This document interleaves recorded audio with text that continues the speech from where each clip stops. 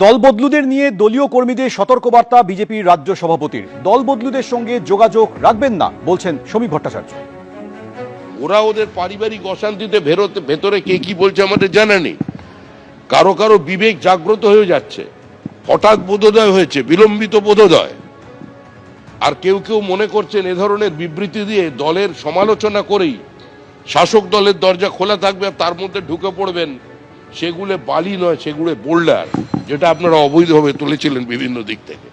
এসব চলবে না। এখানে পশ্চিমবঙ্গ সরকার আছে, সরকার সরকারের মতো চলবে। সেখানে যদি আমাদেরও কোনো কর্মীর বিচ্যুতি হয়ে থাকে, পুলিশ তার বিরুদ্ধেও ব্যবস্থা নেবে।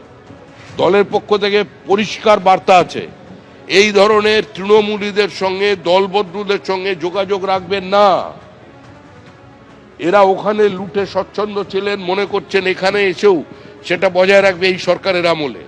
ওখানে কিছু পায়নি বলে এখানে আবার অটো টোটো বাজারের ইউনিয়নের ব্যবস্থা করবে, এ সমস্ত চলবে না।